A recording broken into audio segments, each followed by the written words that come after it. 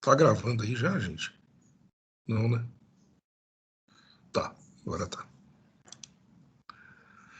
Então vou compartilhar aqui a imagem. A aula hoje não vai ser muito grande, não. Né?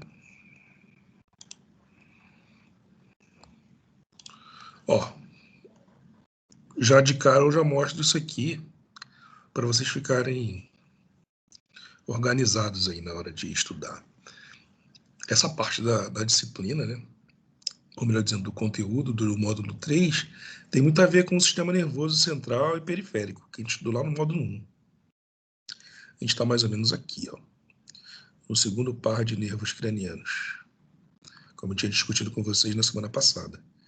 Aí eu lembro que eu já dei para vocês a aula de olfato e paladar. O olfato é o primeiro par craniano, tá vendo? O paladar está distribuído em relação aos outros nervos, vamos dizer assim, cranianos, que vai desde o facial, o glossofaríngeo.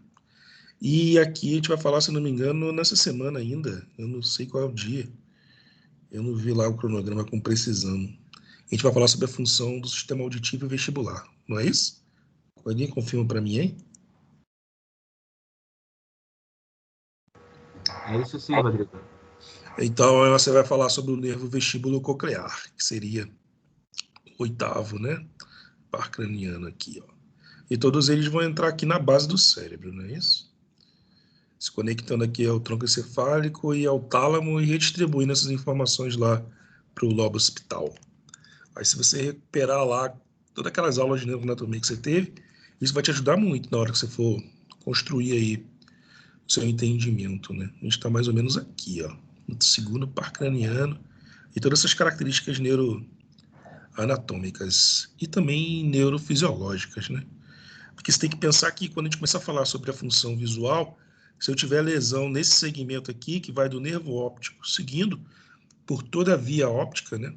Ou a via visual, se eu tiver lesões aqui devido a um traumatismo crânioencefálico, a um AVE, ou algum quadro inflamatório, uma meningite, uma nefrite, ou nefrite não, neurite, né? Ou encefalite, melhor dizendo, eu posso ter alteração da função visual aqui. E quando você pega lá os nervos cranianos, você vê ali literalmente a fisiologia deles seguindo a função, né? Aí aqui vem a famosa via óptica. Se eu fizer alguma pergunta na prova de vocês sobre a função visual, é bem provável que eu siga esse esquema aqui. Ele meio que resume, né? A retina, o nervo óptico. Aí aqui eu já estou no sistema nervoso periférico, né? Aí quando ele entra ali pelo forame infraorbital, vem o quiasma óptico, né? Continua o nervo óptico ali, vem o quiasma óptico, o trato óptico. Quiasma óptico é a decussação. Logo embaixo dele tem o hipotálamo, né? E aqui o núcleo geniculado lateral, que é tálamo já, que é essencialmente visual, né? O medial é essencialmente auditivo. A gente vai estudar isso nessa semana aí. E aqui as famosas irradiações ópticas, que elas fazem o up, né? Elas sobem e elas vão literalmente fazer as conexões com o chamado córtex visual primário, né? Que vai se subdividir aqui em várias porções no lobo occipital, que é um lobo relativamente grande, né? Comparado com os outros, ele é pequeno, mas ele é relativamente grande, especialmente porque ele concentra única e exclusivamente a função visual. Tanto que envolve de percepção de imagem, modelamento, processamento. É aqui que é encoberto o famoso ponto cego. Eu não sei se eu cheguei a comentar isso na aula de vocês. Se não comentei, estou comentando. E aqui também processa em movimento, né? E você tem toda uma correlação com a regionalização da retina. Tanto a superior quanto a inferior, a medial, lateral, a nasal e a temporal. Aí são as vias ópticas, né? A gente vai estudar isso, tá vendo? Esse ordenamento e essa organização. Essa imagem aqui ela está bem completa, porque ela mostra os campos visuais do olho esquerdo e direito sobrepondo, a nossa típica visão binocular, as estruturas retinianas, que eu vou comentar um pouquinho mais, voltando ali na nossa aula, para você lembrar como é feito esse circuito, que isso tem a ver tanto com a parte bioquímica quanto com a parte fisiológica, né? E aqui, esse tracejado aqui, ele mostra exatamente a forma como essa informação ela trafega dentro do SNC, né? Tá vendo? Quiasma, nervo, quiasma, tracto, núcleo genicular lateral, radiações ópticas, e aqui óticas, né? E aqui é a conexão ao longo das 9 camadas, melhor dizendo, né? Localizadas aqui no córtex occipital. Você pode ver aqui muito bem, né? É a parte mais caudal do encéfalo.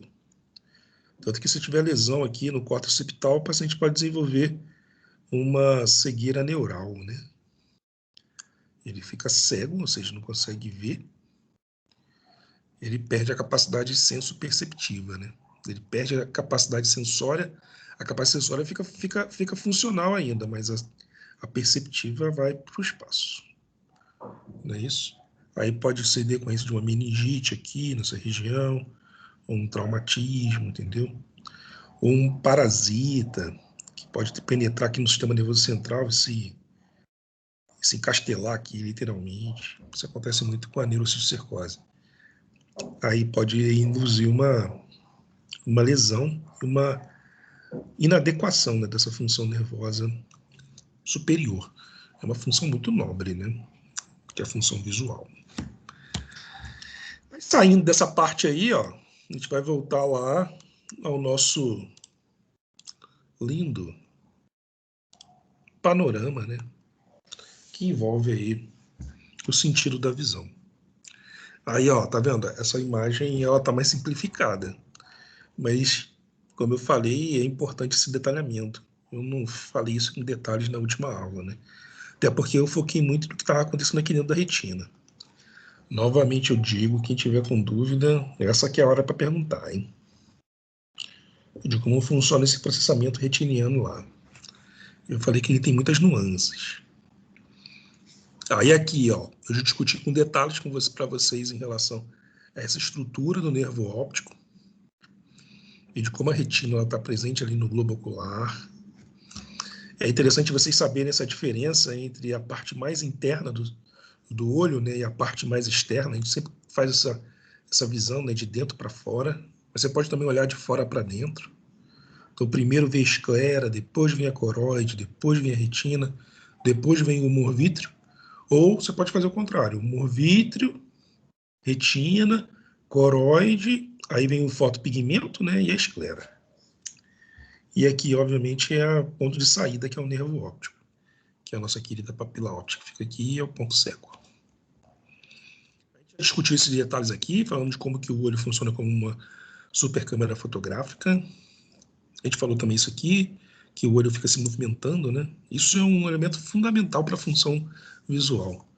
A paralisia desses músculos aqui prejudica muito, não a visão em si, né? Mas a capacidade dos olhos, né? De vasculhar o campo visual. Aí isso torna o campo visual mais limitado. O paciente pode sofrer de paralisias, né? Em cima dessa musculatura, que é eferente, tá? Aqui não tem um componente aferente. O nervo óptico, que ele seria o componente aferente. O que vai chegar aqui, como por exemplo, o terceiro nervo craniano, ou o sexto nervo craniano, eles vão inervar essa musculatura aqui e permitir esse movimento ocular. Para quem não está percebendo, essa conexão que permite a movimentação dos olhos, ela está muito atrelada. Deixa eu ver se eu tenho esse slide aqui. Não, acho que eu não estou com ele aqui. Aos corpos mamilares ali, que ficam ali no mesencéfalo e fazem conexão ali bem próxima com a região talâmica, onde tem o núcleo genicular lateral. Então você tem essa conexão entre o movimento do olho e essa capacidade dele vasculhar o campo visual, né? Isso é um processo praticamente inconsciente. E é reflexo, porque ele é subcortical. Olha lá, como eu falei para vocês, são esses pares cranianos, né? O nervo oculomotor, o troclear e o acúmulo motor externo abducente. Aí, ó, seguindo nessa sessão que eu já mostrei para vocês, quem tiver alguma dúvida, por favor, pode exacerbar aí, porque isso aqui são características típicas da formação da imagem na retina.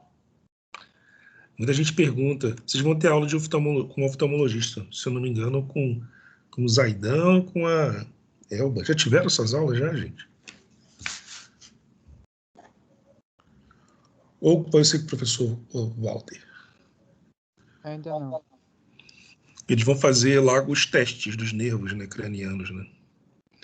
E os princípios ali dos exames de acuidade visual. A parte de oftalmologia estuda muito essa anatomia do olho, né? E as doenças que estão ligadas aí à alteração visual, elas estão muito ligadas a essa estrutura, esse formato do globo ocular, que pode ser corrigido cirurgicamente, né? Aí tá vendo a hipermetropia, essa imagem formada atrás do olho, enquanto que a miopia ela é formada na frente. E tem a ver com o formato, tá vendo? O olho aqui na miopia ele é mais alongado, né? Enquanto que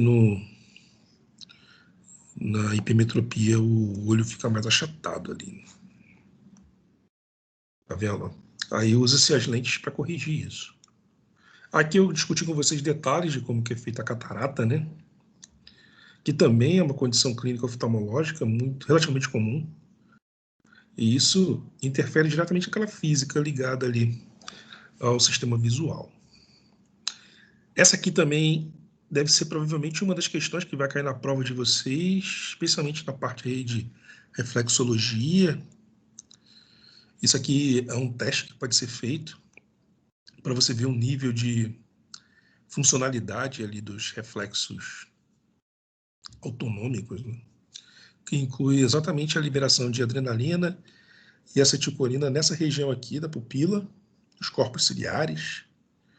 Então, quando você faz aquele teste da luz, o olho tem que reagir, né? Ele reage geralmente promovendo uma miose, que é exatamente a contração dessa musculatura circular, né? E isso permite um fechamento ali do obturador, que é esse espaço pupilar aqui, né? E a tendência é que isso seja feito de forma sincrônica, com o olho esquerdo e direito. Se tiver esse dissincronismo, a gente chama isso tecnicamente de anisocoria. Alguém já vai falar sobre esse termo?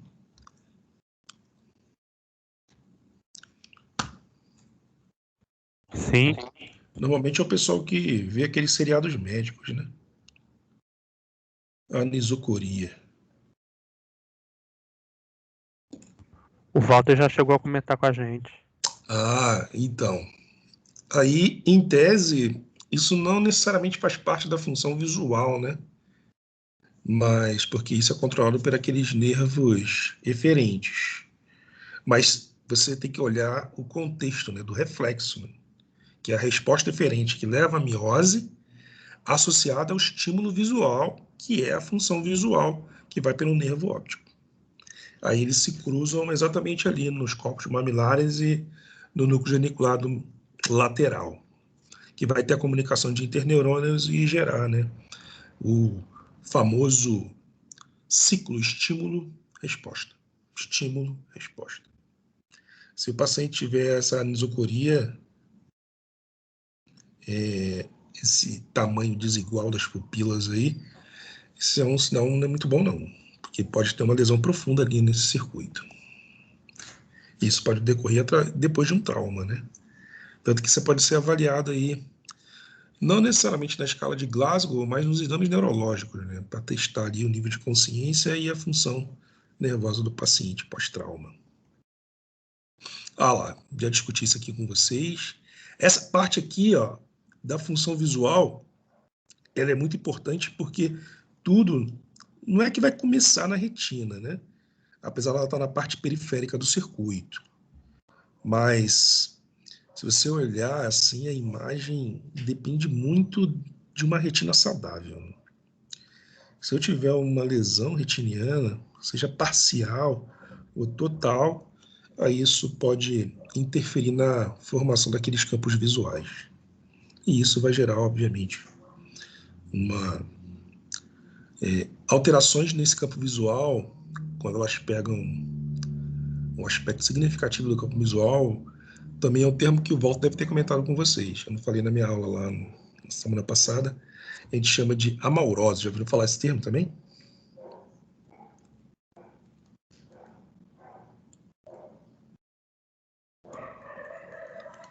Já, gente?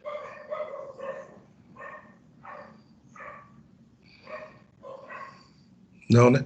Eu nunca Não, escutei esse professor. termo, não, professor. Aí, tá vendo? É sempre vivendo para aprender, né? Então, vou usar aqui, ó, anisocoria. Tipo um quiz aí para vocês. E amaurose. Pegaram aí?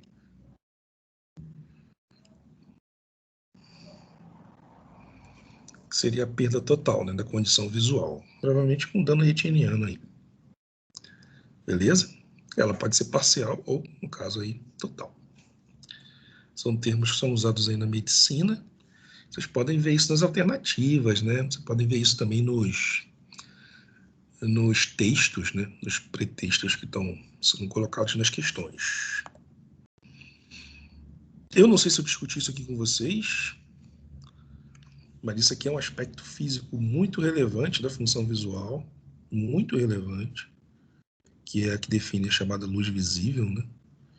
Naquele mundo que a gente vive ali, a luz visível ela fica restrita aí a esses segmentos de onda, esses comprimentos de onda, né? Que vai do 380, que seria o mínimo, ao 750, que seria o máximo. Aqui é a cor quente, mais vermelho, né? E aqui é a cor fria, mais azul, violeta. E aqui são as intermediárias, nível de energia, né?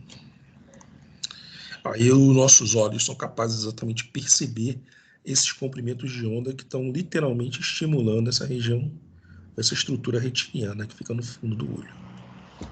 Aí, ó, eu não fiquei focando muito na condição dos campos visuais, mas se você reparar, ó, aqui é a visão binocular, né? Aqui seria uma visão mais lateralizada. Essa região aqui que fica mais central, alguém lembra qual é a região dos olhos que é responsável por essa nitidez, essa percepção de cor, de profundidade e nitidez de imagem?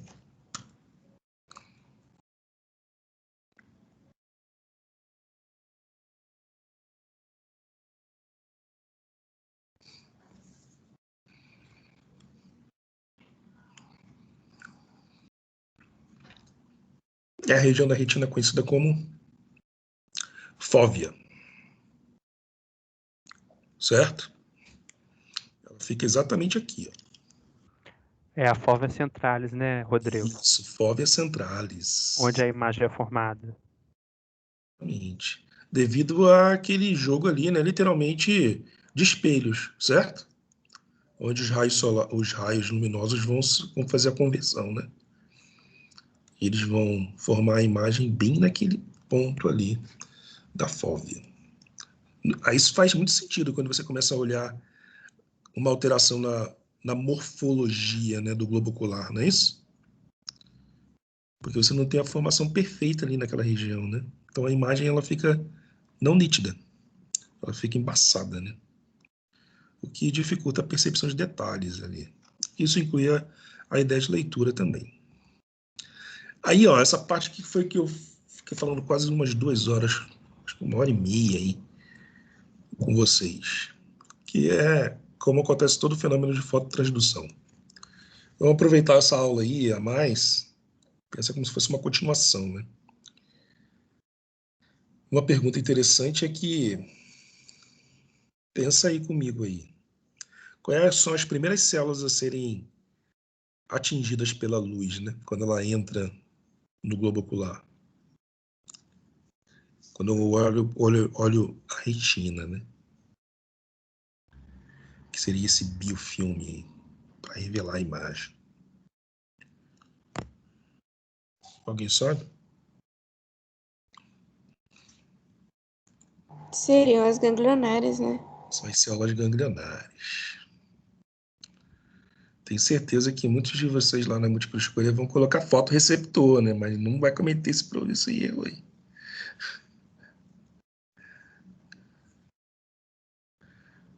Não é o fotorreceptor. Fotorreceptores são as últimas, né? Se você colocar o fotopigmento na conta, ele vem depois. Então, quem primeiro recebe a luz são as células ganglionares. Porque, ó, você olha da parte externa para a parte interna, né? Da parte interna para a parte externa. Você olha como referencial esse centro aqui do globo ocular, e a parte mais periférica seria a esclera, né? Ou mais externa. Aí eu pergunto para vocês, a célula ganglionar, ela é sensível à luz?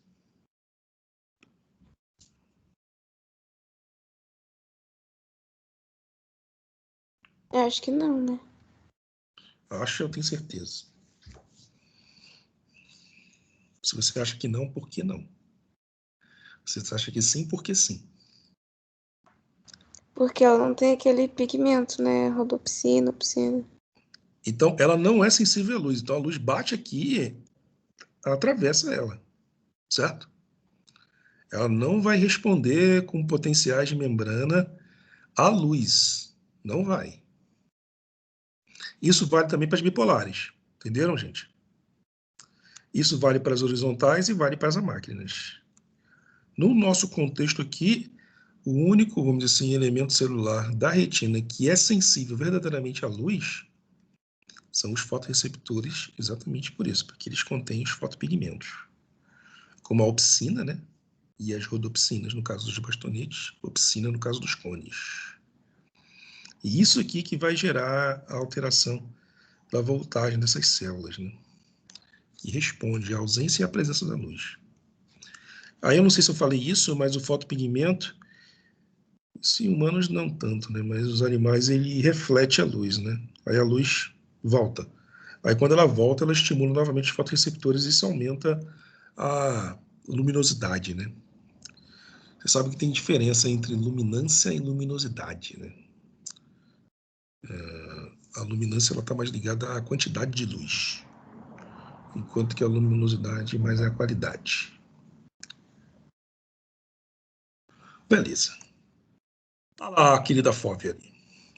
Aí, gente, eu detalhei ali as células que fazem parte aí do circuito retiniano. Alguém tem alguma dúvida em relação a essas células aí? Em relação aos nomes? Já decoraram esses nomes aí?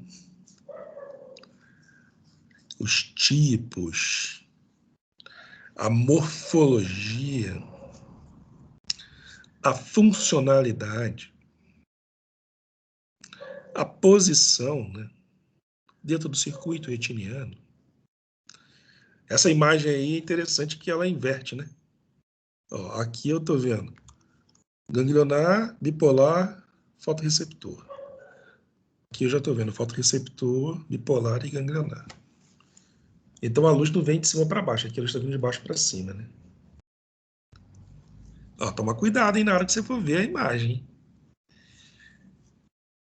Aí sua cabeça não vai ficar ali condicionada. Aí você inverte. Aí o olho que você está analisando, ele está ao contrário, o que está errado, né?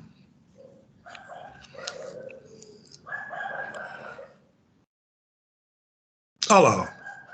Outra análise que a gente pode fazer em relação à estrutura desses fotorreceptores é o comprimento desse segmento externo aqui, ó. O do cone ele é mais curto, que dá característica à célula, né? O do bastonete tem esse formato mais alongado de bastão, por isso que o termo é bastonete, os Rhodes. E eu não sei se eu discuti isso aqui com vocês, mas se você olhar aqui, ó, tem o corpo celular e aqui é literalmente o terminal axonal. Não é, o fotorreceptor não tem uma cara de neurônio, né, gente? Ele não parece muito neurônio típico, não. Mas esse finalzinho aqui parece. É como se o axônio dele fosse mais curtinho, tá vendo? Mas aqui tá cheio de vesículas sinápticas cheias de glutamato. Aqui é lotado de mitocôndria, para fazer muita GTP, né? E aqui é o segmento externo, que é membrana sobre membrana, que aumenta demais a superfície dessas células, né? E elas vão ter quantidades absurdas aqui de fotorreceptores. Aí toma cuidado que o termo fotorreceptor, ele se aplica, né? A célula, aí aqui o fototransdutor, ou proteína receptora, ou o receptor de luz mesmo, que seria a rodopsina, né? Ou a opsina. Toma cuidado aí na hora que vocês forem estudar ou responder as questões, porque as perguntas podem ser feitas dessa forma. Eu posso estar me referindo à célula fotorreceptora, que seria esse conjunto inteiro aí, segmento externo, segmento interno, tá vendo? Núcleo, corpo celular, o terminal sináptico. Mas eu também posso me referir às proteínas que vão compor ali o elemento que vai gerar a fototransdução, que seria a rodopsina ou opsina. Aquilo também é um fotorreceptor, mas é da proteína. Ele que está acoplado ali ao cisretinal. Toma cuidado aí, gente, por favor. Ah, outra coisa que eu esqueci de falar, não sei se a Marisa falou também. Alguém estudou, já leu sobre a função do pigmento?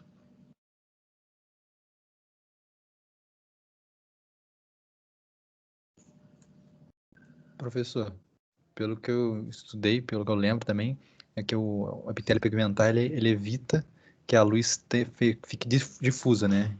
Para funcionar, para o olho funcionar como uma câmara escura. É, mas o pigmento dos humanos, ele não é tão pigmentado, né? Tanto que ele é meio que transparente até, né?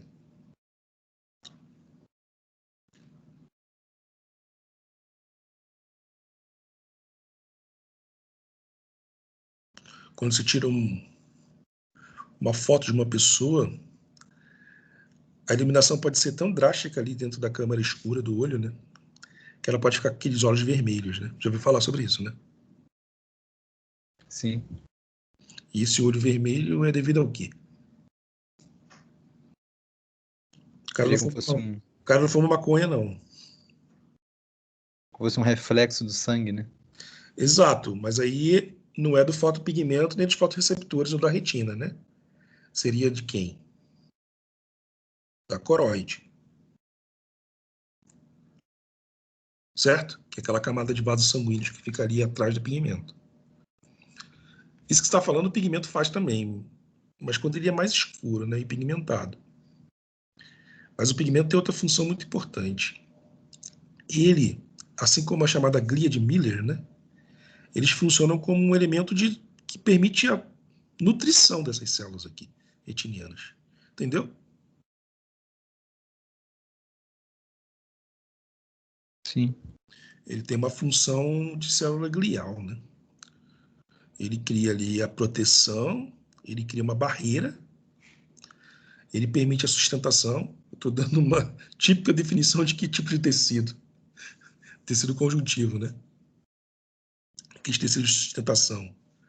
E ele também permite que os componentes aqui que são difundidos aqui pela coroide passe, né, para essas estruturas aqui do segmento externo e literalmente façam a nutrição de todas as células retinianas, né, inclusive os fotorreceptores. Então, ele pode fazer a reciclagem do ácido retinóico, né? Ele vai literalmente realimentando as estruturas dos segmentos externos com esses elementos moleculares essenciais para fazer esse sistema de fototransdução funcionar. Além disso, aqui tem muitos resíduos metabólicos, porque essas células ficam funcionando, gastando muita energia, né? E o fotopigmento, junto com as células de Miller, elas captam esses resíduos, especialmente os metabólicos de glutamato, e eles jogam isso de volta para a corrente sanguínea e fazem esse turnover, que chama. Tanto que a pessoa pode ter lesões no pigmento que podem afetar indiretamente a função da célula retiniana.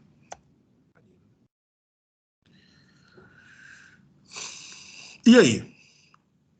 Todo mundo conseguiu entender bem essas diferenças entre a fisiologia e a funcionalidade dos cones dos bastonetes? Posso perguntar isso sem medo, né? Tem até uma Professor, listinha, tem até uma listinha aí, ó. Diga, pode falar. uma coisa que eu fiquei um pouco em dúvida quando estava lendo o Guyton, que ele falou que quando a luz ela ativa, né, esses bastonetes, ele faz um potencial eletrotônico, né, que seria uma transmissão por corrente elétrica, né, que graduaria essa É, intensidade da luz. Só que eu não entendi muito bem como é que funciona isso. é tônico-clônico, né? Isso. Você leu sobre isso, né? Eu li isso no capítulo que fala sobre a fisiologia visual, só que a explicação do potencial eletrotônico eu fiquei meio assim, meio em dúvida. Não entendi O tão que bem como é você que leu lá? ele forma essa... Porque não é aquela lei do tudo ou nada do potencial de ação comum. Muito boa sua observação. Mas o que você leu lá?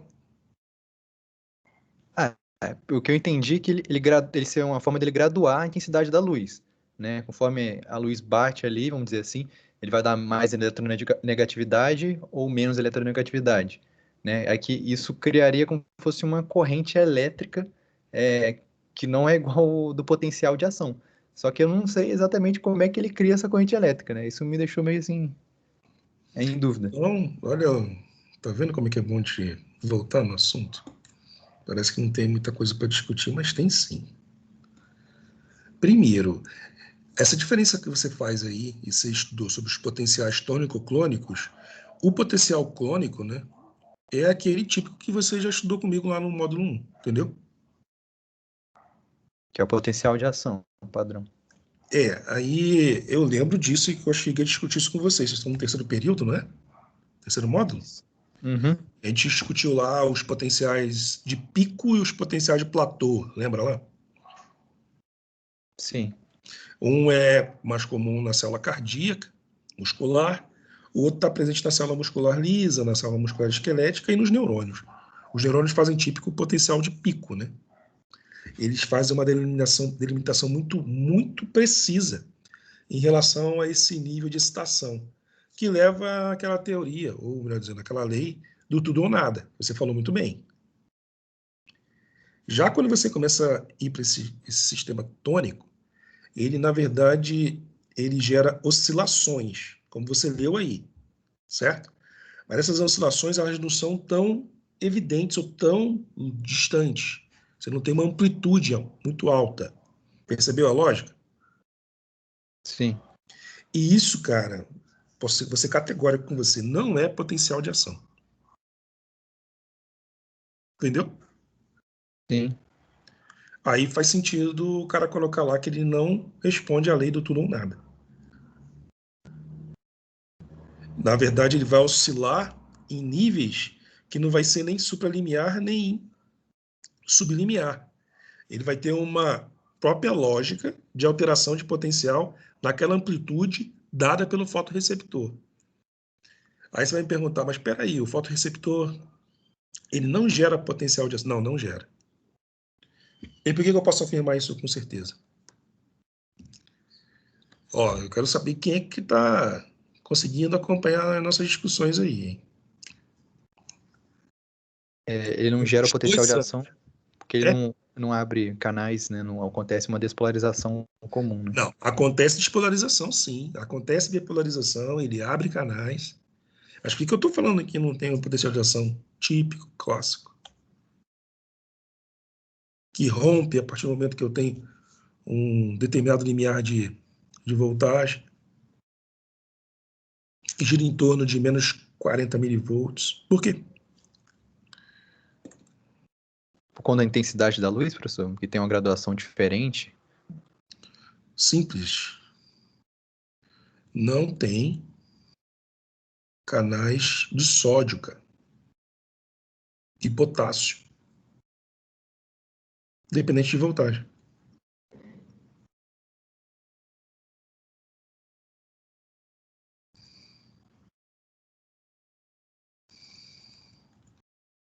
Lembram deles? Sim. Agora, quando você pega as bipolares também não tem, não. Mas quando você pega as ganglionares, elas têm canais de sódio dependente de voltagem. Aí eu vou até correr um pouquinho o slide aqui. Você está vendo? Ó? Aqui, deixa eu ver se eu tenho lá. Ah, isso aqui. Isso aqui. Ficou ruim isso aqui, né, gente? Eu não sei como é que eu faço para tirar esse. Deixa eu descompartilhar aqui.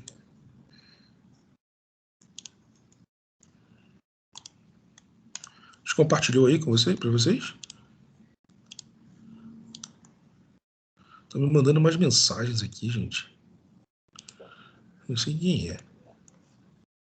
Pode me mandar mensagem pelo chat, tá? Que eu respondo, hein? Mas não durante as aulas. Pronto, acho que agora ele vai sair. Você pegou o slide ali?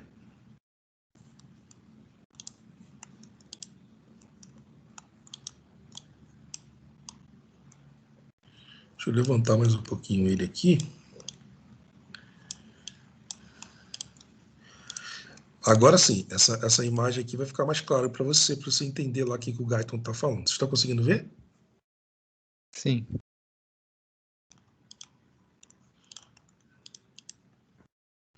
Olha lá. Ó. Isso aqui não é o fotorreceptor, cara.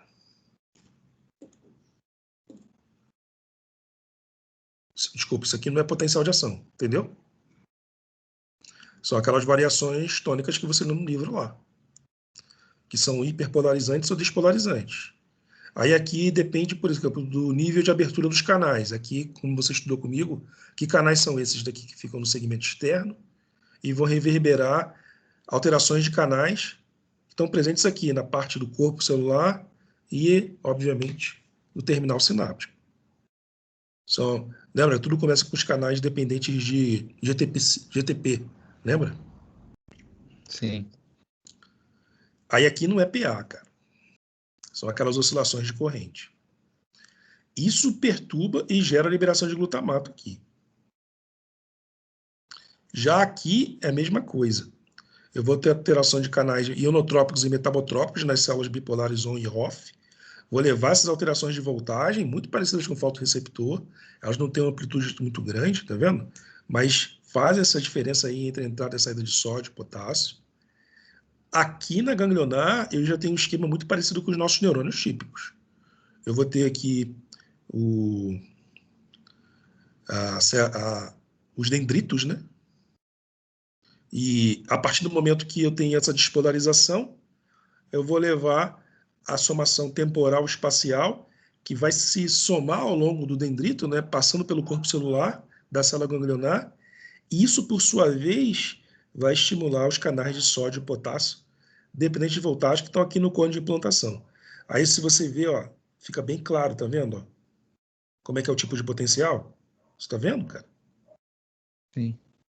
Ele é o potencial de pico, que é aquele que você está acostumado, que é onde você vê o registro. Então aqui você vê essa corrente difusa aí. Aqui você vê exatamente o pico de PA, que é onde ocorre o registro, né, eletrofisiológico. Medir isso aqui, você consegue fazer por PET clamp, né? Aqui você já consegue fazer com um eletrodo plugado no nervo óptico mesmo, que é mais fácil. Mas, o professor, ainda ficou meio assim, porque eu gosto de tentar visualizar uma coisa um pouco mais em 3D, às vezes, na cabeça. Pode falar. Volta naquela imagem ali, aquela que você mostrou agora. Essa. Isso. Por exemplo, a luz bate ali, aí vamos botar assim, ele hiperpolariza a célula, vamos botar menos 70, né, por conta da intensidade da luz. Aí, como é que ele vai passar para essa célula bipolar ON essa intensidade sem haver essa... Aí tem a ver com aquele sistema que eu falei, inibição centro-periferia. Estudou. Até falei isso na aula. Lembra disso? Tá, mas seria por conta de contraste, exatamente? Por contração da É, imagem? porque Se você olhar para pensar, a imagem que você vê depende das diferentes angulações da luminosidade, concorda? Sim. Vão entrar no seu olho igual aqueles vetores que a gente aprende lá na física no colégio. Aí essa inclinação dos raios e essa visão, ela vai permitir que você tenha regiões da retina que vão ser mais estimuladas para o claro e regiões da retina, eu posso usar esse termo, que vão ser mais estimuladas para o escuro, né? Que é as vias on e off. O fotorreceptor não diferencia via on e off, concorda? Sim. Ele simplesmente vai liberar neurotransmissor no escuro e ele vai diminuir a liberação no claro. Não é isso? Sim. Aí, quando você tem, por exemplo, um centro mais iluminado e uma periferia mais escura, você começa a intensificar, aí é a sua pergunta, né? A via do tipo off. Se você tiver ao contrário, tiver uma periferia mais clara e um centro mais escuro, você vai intensificar a via on. Aí, essas nuances de potencial que você disse, elas vão ser impactadas. Não necessariamente pela quantidade só de luz que está chegando ali e estimulando o fotorreceptor, mas a forma, por exemplo, como a horizontal e as bipolares vão responder, associadas a máquinas que estão mais ligadas à parte de movimento, não necessariamente ao contraste, quem faz mais isso são as horizontais, e isso tudo vai ser o resultado de somações espaciais e temporais que vão, por sua vez, induzir a ativação da célula ganglionar, né? Que vai levar essa informação com esse tipo de qualidade lá para os centros de processamento, né, da visão. Ou seja, o que acontece aqui reverbera com o sinal que sai do nervo óptico. Né?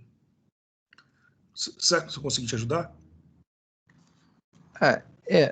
Tipo assim, daria para dizer que, por exemplo, o bastonete, ele, quando ele está muito hiperpolarizado, ele solta muito menos do que ele está um pouquinho menos hiperpolarizado, solta muito menos neurotransmissores.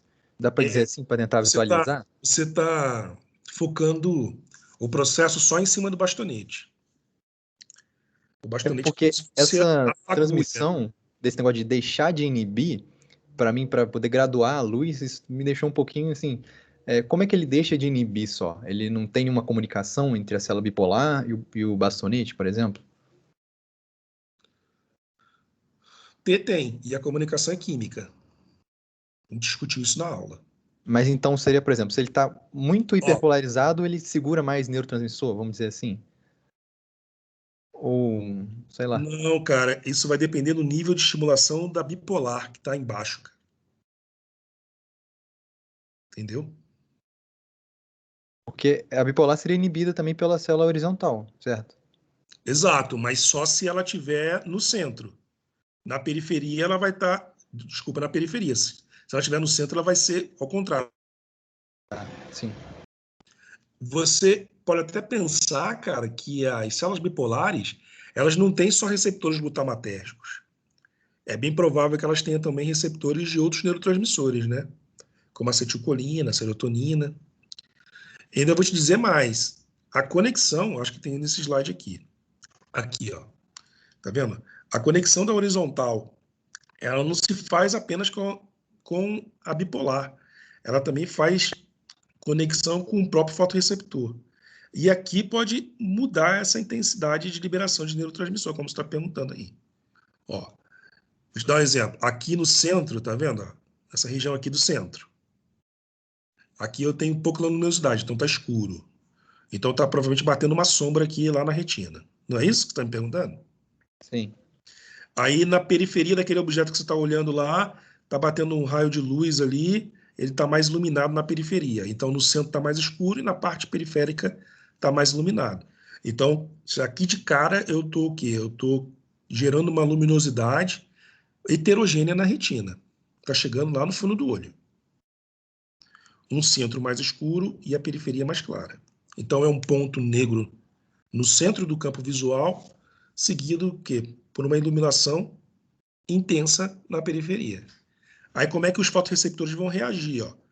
No escuro, o fotorreceptor libera muito glutamato, isso a gente já estudou.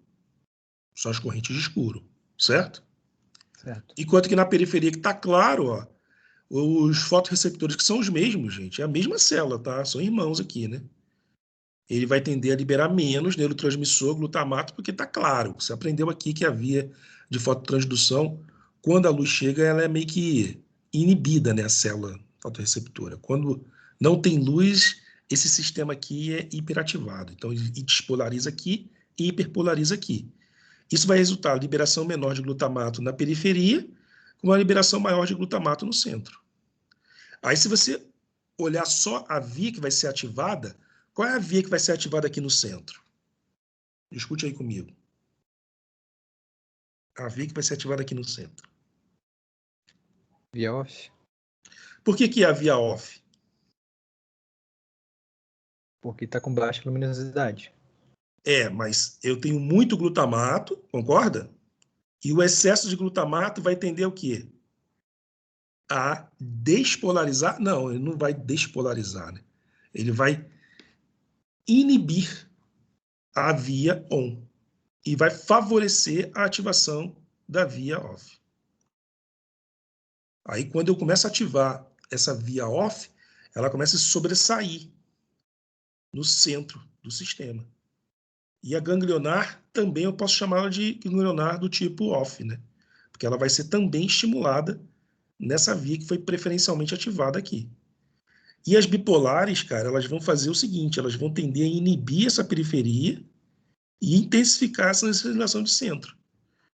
Aí, provavelmente, se eu ficar medindo aquelas ondas, lembra que a gente ficou medindo aqui a voltagem dessas células na sequência? A gente não ficou medindo? Sim. Aqui eu vou ter uma maior, vamos dizer assim, quantidade de despolarização, né? Na sequência dos eventos. Enquanto que aqui na periferia eu vou ter uma menor. Aí eu tenho uma intensificação do centro associada a uma inibição da periferia. Sabe como é que eles fizeram esses experimentos? Eles usaram drogas que inibiam, né, as células horizontais. Aí eles não observavam essas nuances que você está me perguntando aí, quando eu inibo as horizontais. Eu não consigo intensificar a sinalização em relação ao centro e à periferia. Eu até fiz um outro slide aqui, ó. Se você olhar aqui ao contrário, ó, essa aqui a gente viu, ó, centro off, periferia on. Aqui é centro on, periferia off. Ó, o comportamento é muito parecido, tá vendo?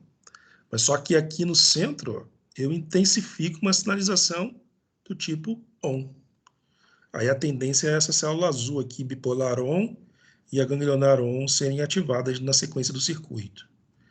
Provavelmente, ó, eu vou deixar de excitar a via off e vou favorecer a desinibição, né, da via on. Porque aqui provavelmente tem receptores glutamatérgicos inibitórios. Aí vai liberar acetilcolina aqui. Aqui está lotado de receptor nicotínico. Eles vão começar a ser despolarizados. E uma vez que são despolarizados, eles vão se somar temporalmente, espacialmente, e vão abrir canais de sódio e potássio dependente de voltagem aqui no cone de implantação da ganglionar. E vão disparar um PA. Então aqui eu não disparo PA off. Aqui eu só disparo PA on. No raciocínio inverso, aqui eu paro de disparar PA on e aqui eu começo a disparar PA off. Avisando o quê? Que está escuro. Aqui eu aviso que está claro. E as horizontais, elas intensificam esse fenômeno, tá vendo? Aumentando, incrementando esse processo. Causando a típica inibição, centro-periferia, né? Essa parte central aqui, tenta imaginar, ó, esse glutamato aqui, ele começa a estimular aqui a ganglionar, a horizontal, ela começa a disparar seus potenciais lateralmente, não verticalmente. Ela vai começar a liberar glutamato aqui, ó. Aí liberando glutamato não, né? Provavelmente GABA. Ela vai começar a liberar GABA aqui e ela vai dificultar esse fenômeno aqui de acontecer. Intensificando o centro off e inibindo a periferia on. E acontece o inverso também. Essa figura aqui foi a que eu fiz para vocês, para explicar na aula. Provavelmente deve acontecer essa bagunça toda aí. Eu tenho vias superpostas, né? Lembra que eu falei isso na aula? A retina, você tem, na verdade, duas retinas, né? Você tem 50% de células on e 50% de células off. E essas retinas ficam sobrepostas. Fica on ao lado de off, off ao lado de on. Então, sua retina é sensível tanto à ausência de luz, que é o escuro, quanto à presença de luz, que é o claro. Nessa organização centro-periferia. Isso permite você intensificar a visão de contraste, né? Trabalhando provavelmente com a ação das células horizontais. Porque você nunca fica com o olho estático. Não foi isso que a gente falou no começo da aula?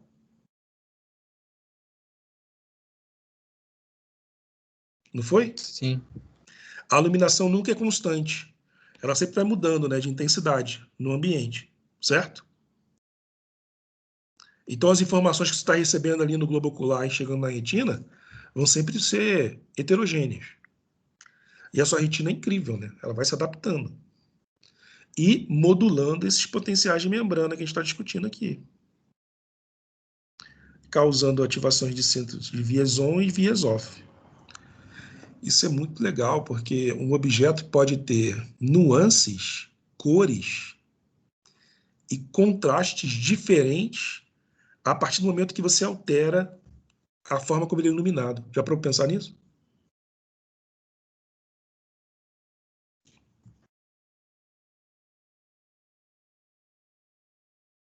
Então é isso. Então, ó, aqui, ó, essa figura aqui responde a sua pergunta. Aqui nos fotorreceptores, potenciais graduados. Aqui nas células horizontais, potenciais graduados. Tá vendo? Aqui nos fotorreceptores, das bipolares, potenciais graduados. A única parte aqui do circuito que tem potencial de ação são as ganglionares e parece que as amácrinas. Onde você vai ter aquele típico potencial de ação em forma de pico com canais dependentes de voltagem de sódio e potássio.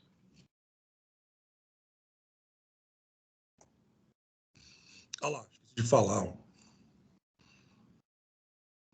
Tá vendo? As bipolares, ó. As células horizontais, desculpa, elas não fazem sinapse direta com as bipolares. Elas fazem sinapse com os fotorreceptores, controlando ali a intensidade de liberação de glutamato. Como eu comentei com você. E elas participam desse antagonismo centro e periferia. Aí, como eu te falei também, ó, você não tem só neurotransmissão glutamatérgica aqui, não. Você tem transmissão também de outros neurotransmissores, como a histamina. Eles são importantíssimos para fazer esse contraste visual. Aqui, as células amácrinas. Eu não cheguei a comentar isso com detalhe também com vocês em relação à outra aula. Ela faz esse processo de comunicação lateral, ó, na camada plexiforme externa. Tá vendo? As amácrinas, elas são muito múltiplas, né, em termos de subtipos, né? A gente nem consegue compreender muito a função dela até hoje, os livros não são claros em relação a isso. Mas parece que elas são responsáveis por permitir a percepção de movimento. E elas têm tanto poder excitatório e inibitório em relação às vias. E ela vai liberando, tá vendo? Ó, glicina e GABA nessas regiões aqui na conexão entre as bipolares e as ganglionares.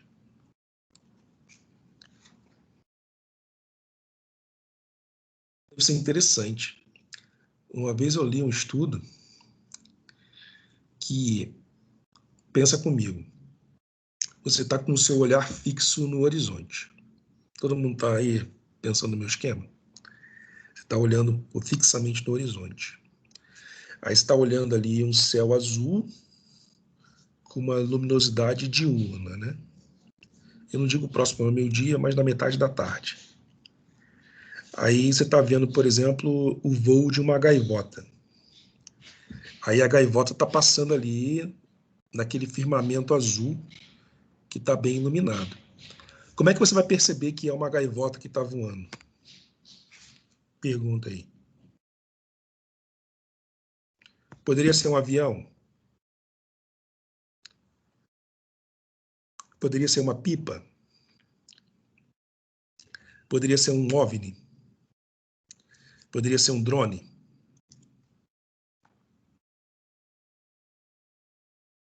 Ele está passando pelo campo visual ali. Como é que você vai perceber? Especialmente se você está vendo de longe. Aquilo se parece com o quê?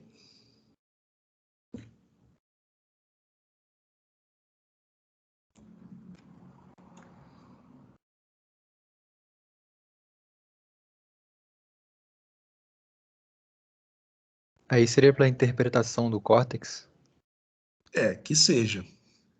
Mas pensa, um fundo claro, meio aquele azul, né? Celeste. Aí um objeto está voando naquele campo ali. Aí você tem uma iluminação razoável, né? Ou eficiente. Mas como ele está muito longe, você não consegue perceber ali se tem asa ou não, né? Você vê como que aquilo.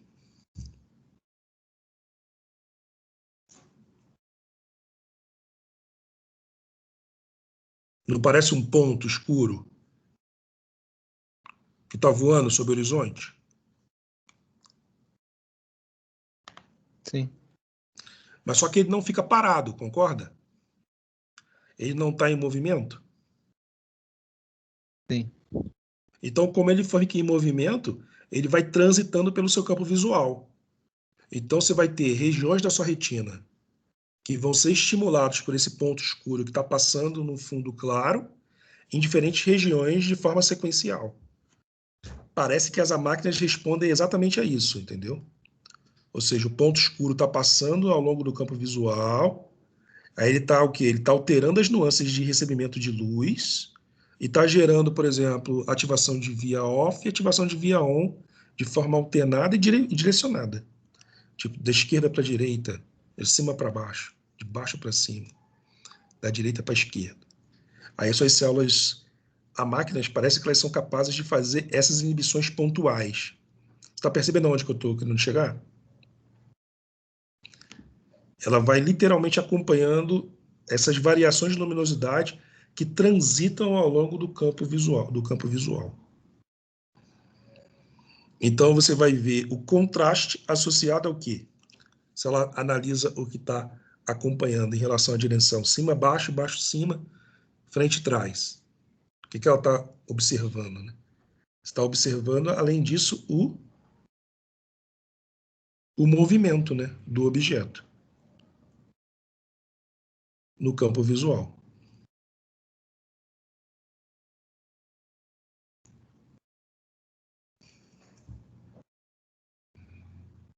Parece que as células máquinas fazem isso. Que seria mais um exemplo de processamento retiniano. Né? Vamos avançar, né? Senão a gente vai ficar perdido aqui. Eu acho que vocês já viram tudo isso. Aqui, ó, eu não detalhei isso na última aula. Olha como acontece a inibição centro-periferia. Tá vendo? Aqui a periferia é escura e o centro está claro. Aqui a periferia está clara, o centro está escuro. Aí aqui eu estou analisando os potenciais de membrana. Qual célula que eu estou analisando os potenciais de ação aqui, gente? Aqui do ladinho. Que célula é essa?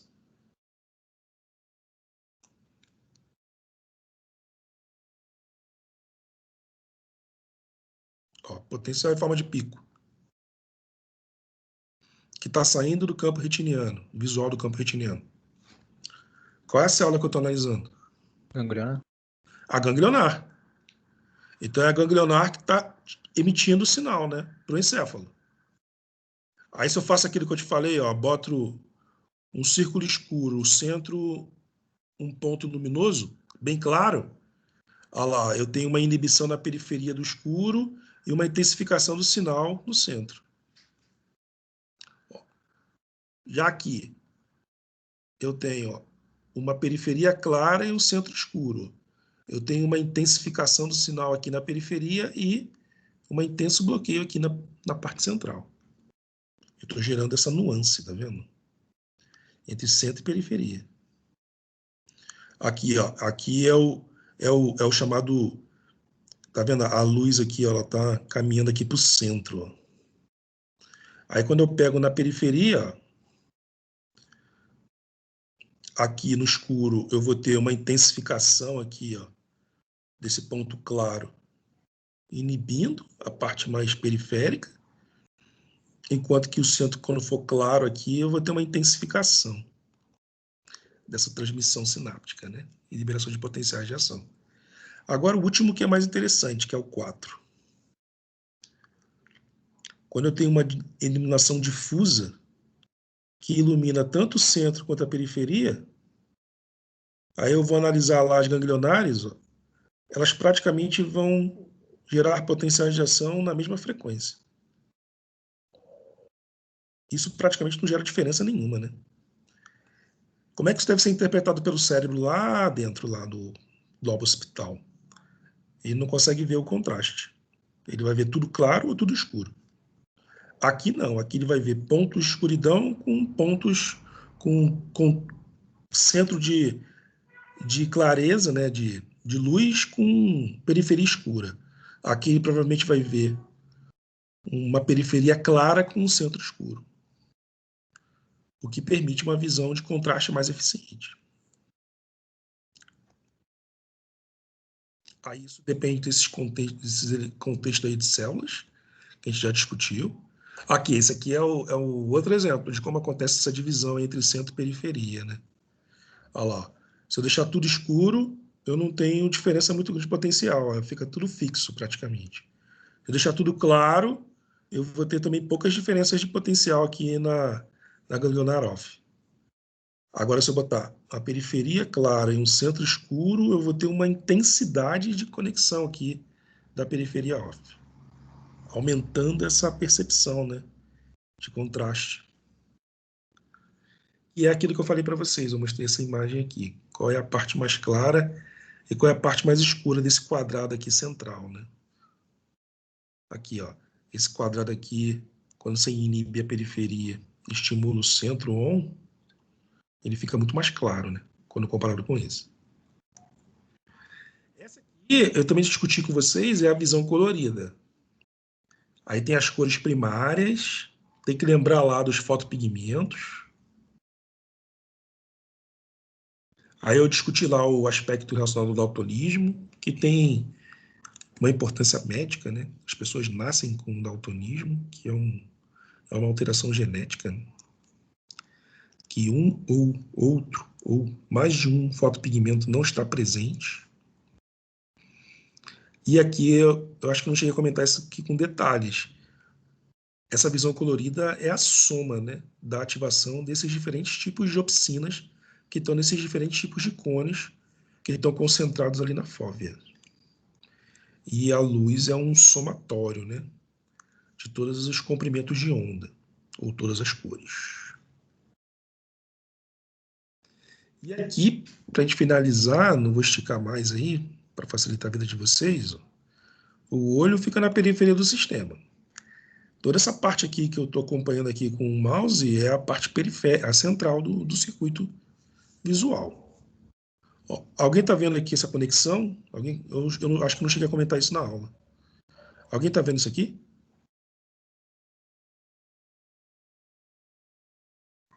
Ó, nervo óptico. Aí ele passa aqui, tá vendo? Ó, por cima do hipotálamo. Aí aqui é o quiasma óptico. E você vai ter uma conexão aqui com essa estrutura. Ela fica bem aqui na parte assim, posterior do diencéfalo, né? Aqui é o tálamo, o corpo caloso. Aqui são os núcleos da base. Essa estrutura aqui, alguém sabe qual é o nome dela? Glândula pineal? É a glândula pineal. Tem os núcleos genicular lateral e a glândula pineal. E essa estrutura aí, está ligada aqui à glândula pineal, ela é sensível à luz. Cara. Alguém sabe me dizer por que isso é importante? Para gerar o sono, né, professor? Mas como que esse ciclo se estabelece? Isso tem a ver com a função visual, gente. Baixa a luz, começa a liberar a melatonina, né? Exatamente. A ausência de luz, como é que o sistema percebe a ausência de luz? Pela alteração daquelas células que eu discuti, que levam ao processamento retiniano. Então, provavelmente eu vou ter inibição da ativação das células ON, ativação das células OFF, geração de potenciais de ação, que estão mostrando que tem a predominância do escuro, Isso, por sua vez, caminha por dentro aqui da via visual e vai ativar circuitos diencefálicos que vão levar à ativação da glândula pineal. A glândula pineal, cara, ela faz parte do sistema nervoso central. Ela contém neurônios ali que são secretores. Aí ele vai começar a transformar serotonina, lembra? Em melatonina. E a melatonina vai ser liberada na corrente sanguínea como se fosse um hormônio. E ela vai ter efeito no cérebro, que é um efeito mais local, né? E efeito sistêmico, que envolve o corpo todo. Isso na ausência de luz. Na presença de luz, tá vendo? Ó, o tipo de estímulo que está chegando aqui é diferente. Apesar de ser PA, mas ele vai ser um potencial de ação que está vindo de uma via 1. Ele vai causar inibição desse circuito aqui, ligado à estrutura do nervo, ou melhor dizendo, da via visual. E vai parar, ou vai inibir a secreção de melatonina. Isso é importante porque o seu cérebro consegue definir quando está claro e quando está escuro, né? E a partir daí ele vai sintetizar ou não hormônios que vão ser importantes para a fisiologia como um todo, como, por exemplo, o ciclo de sono e vigília. Não é à toa que quando a pessoa está num ambiente que tem estímulos intensos, inclusive estímulos luminosos, a chance ou a probabilidade dela transitar do estado de vigília para o sono piora, né? Não quer dizer que não acontece, mas ela fica mais dificultada. Ou seja, se a pessoa já tem alteração do sono, não consegue dormir direito, e ela está num ambiente onde tem luminosidade, isso piora essa condição clínica. Como é que vai melhorar? Aí tem que fazer aquela higiene do sono, né? A pessoa tem que fazer um ninho ali, ir para um quarto, deixar o ambiente mais escuro possível, para poder incitar a liberação de melatonina. E isso, por sua vez, pode causar outros problemas relacionados por exemplo, a função mental. Alguém sabe me dizer? Alguém já leu sobre isso?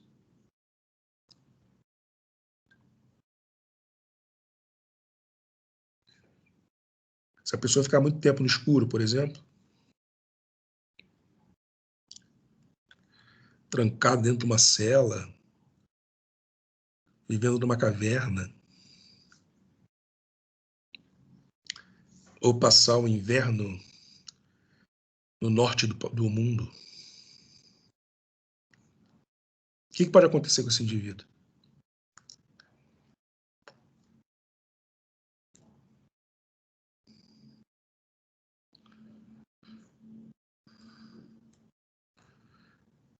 Anota aí, ó. Depressão sazonal. Alguém já ouviu falar sobre isso?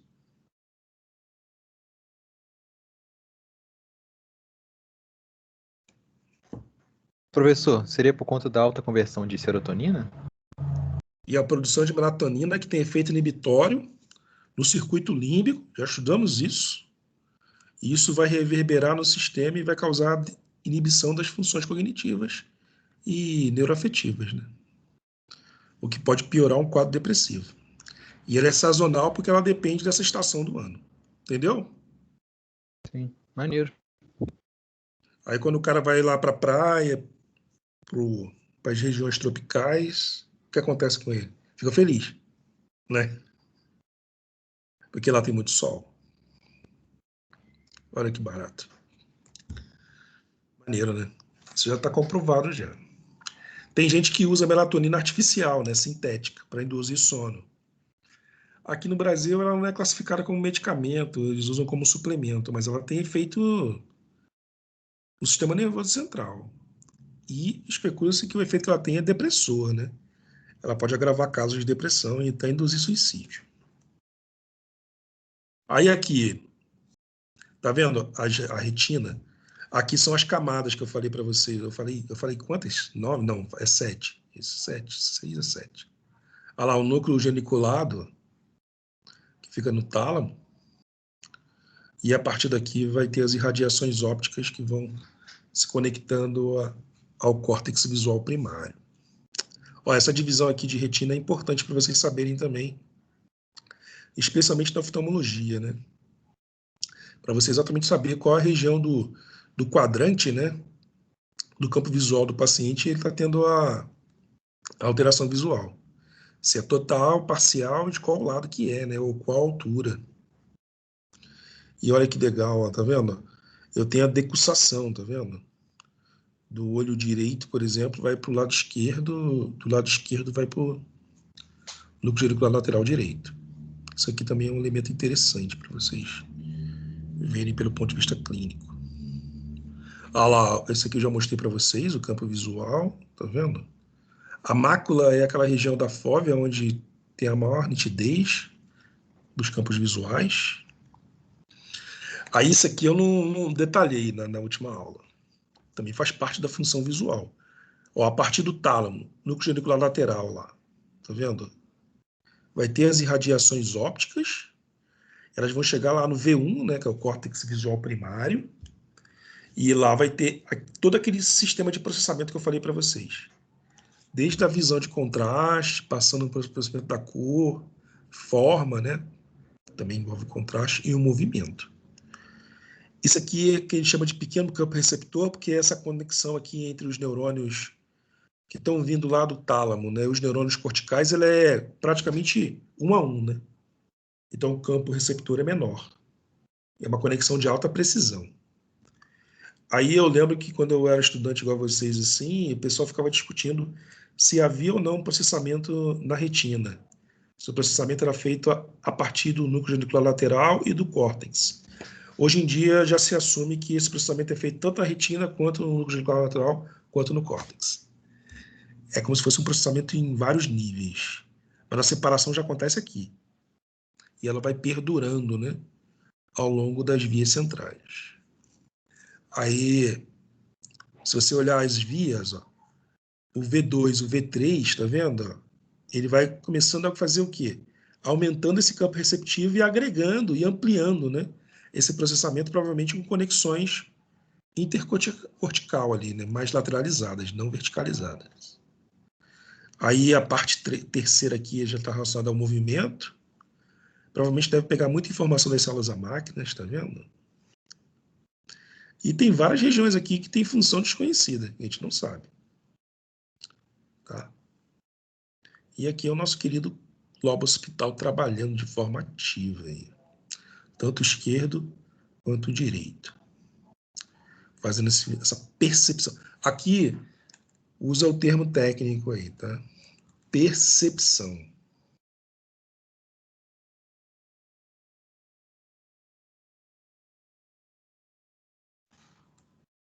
Tá bom, gente? Não use o termo sensação ou detecção, usa aqui o termo percepção. Que aqui a imagem vai ser literalmente construída e é essa imagem que você tem consciência e vê nesse exato momento. Né? Ela é oriunda da alimentação desses circuitos e dessa construção memônica que você vai formando ao longo da vida. Né? Eu não sei se vocês conseguem perceber isso, provavelmente sim. Se você fechar os olhos, né, e deixar o sistema visual temporariamente inativo, na parte periférica, você ainda vai ter formação de imagem na sua mente. Por que isso acontece? Provavelmente é devido ao quê? A essa atividade do lobo occipital que continua presente, mesmo quando você está com os olhos fechados, e formando imagens na sua mente. E essas imagens são formadas, são oriundas, provavelmente, dos processos, o quê? Memônicos. De memória.